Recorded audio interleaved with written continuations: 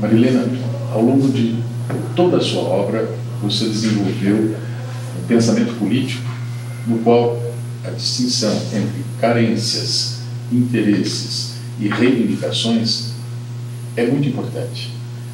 Você poderia explicar para nós um pouco essas três noções?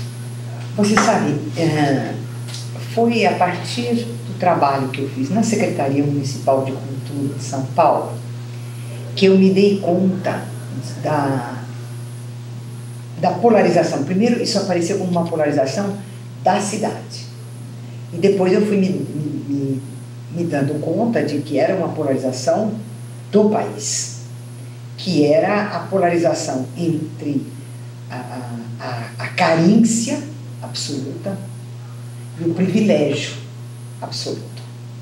Então, vamos dizer, as classes sociais e a luta de classes não aparece a partir dos setores organizados de luta pelos seus interesses. Ela aparece na formação de movimentos sociais e movimentos populares de reivindicação para a supressão de carências e a resposta violenta e autoritária que os senhores do privilégio dão a essas reivindicações. Aos poucos, ao trabalhar essa polarização, eu me dei conta do seguinte: as carências são sempre carências particulares. Um grupo tem carência de hospital, outro de escola, outro de transporte. Às vezes você tem grupos que têm carência de todas essas coisas.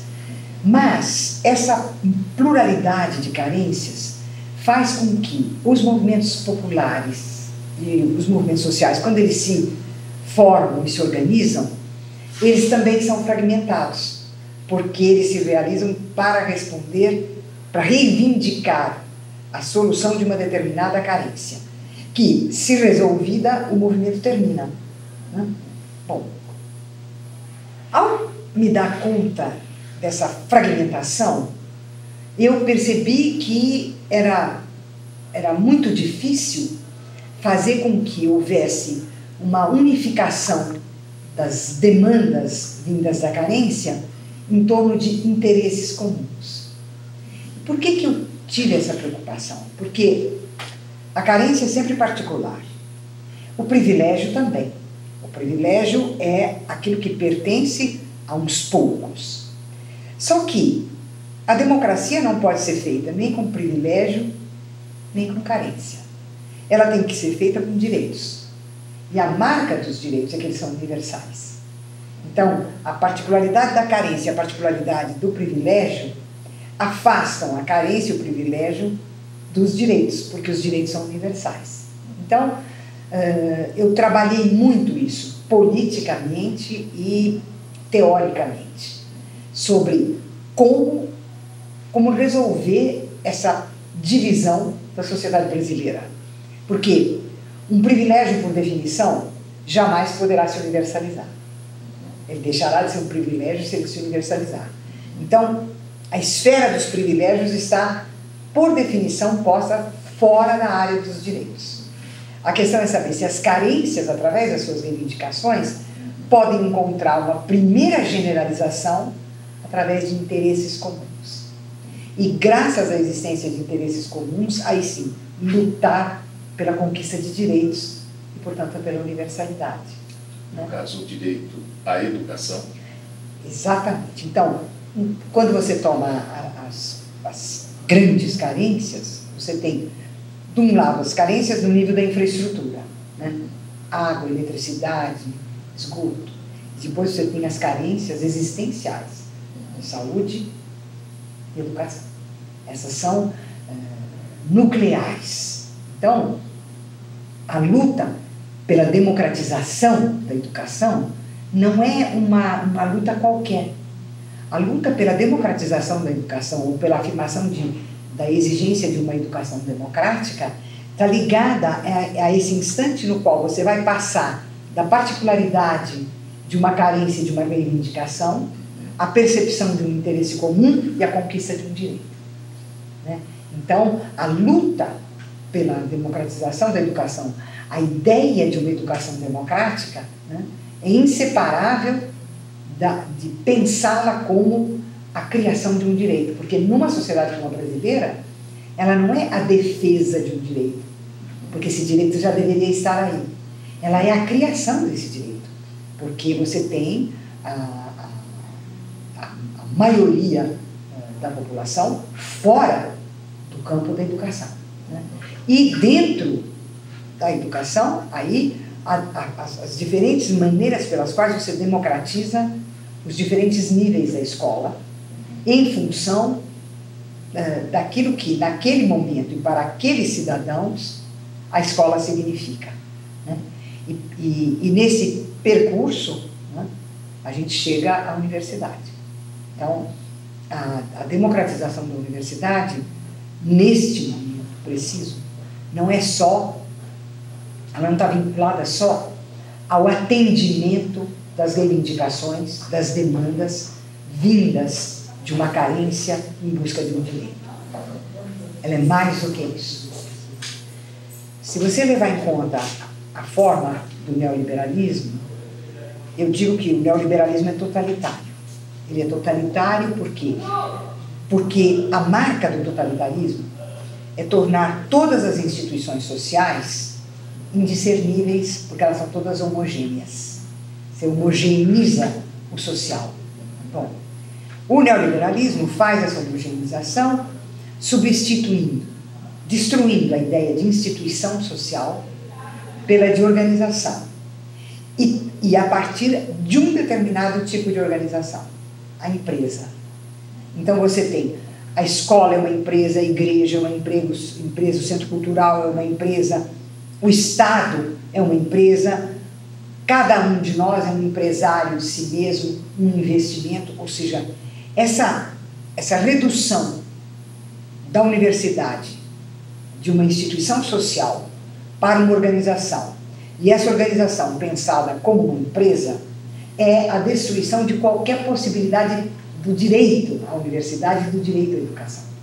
Então, quando eu digo que se trata de criar esse direito, não é só porque a exclusão é enorme no Brasil, mas também porque você tem a formulação de um pensamento sociopolítico que garante a expulsão da educação da esfera dos direitos, porque ela se torna um investimento.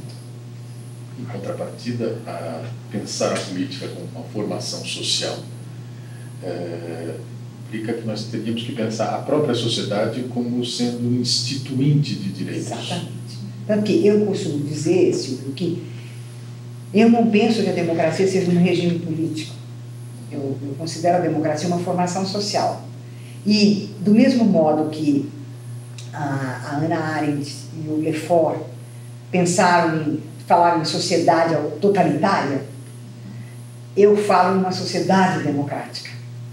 Então você precisa de uma sociedade democrática para que essa criação de direitos aconteça e para que haja democracia na educação, ou cidadania educacional. Do modo que eu propus a cidadania cultural, eu proponho a cidadania educacional, e que é a criação de direitos contra, né, a ideia neoliberal de que o social é um conjunto de empresas em competição, né, porque isso produz também, a partir do momento em que você define cada um de nós como empresário de si mesmo, como um capital humano e como um investimento, você joga cada um de nós e joga as crianças, os jovens, numa competição infindável e mais.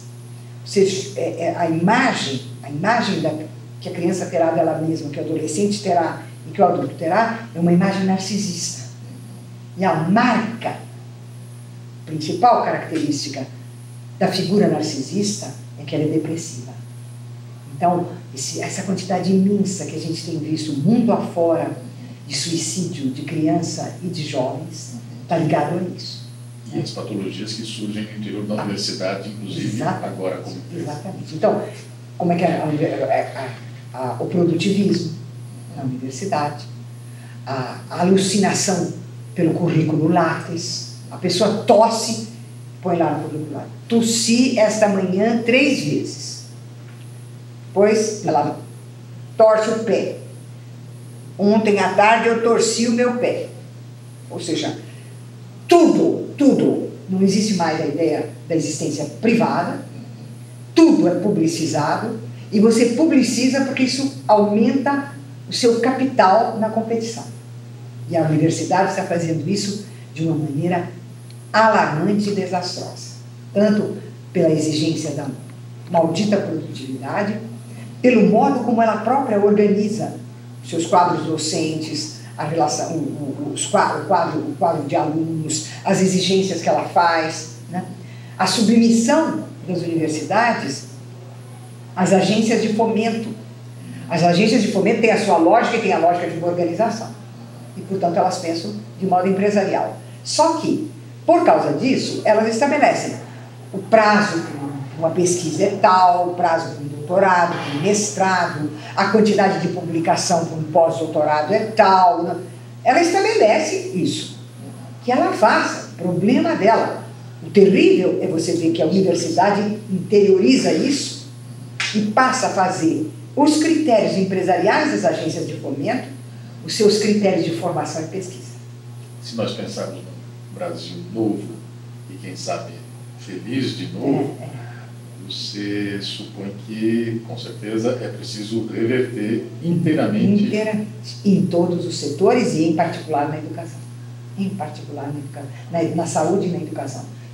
Porque foi lá que se deu a privatização dos direitos e a sua destruição, porque eles foram transformados em serviços que você compra e vende no mercado.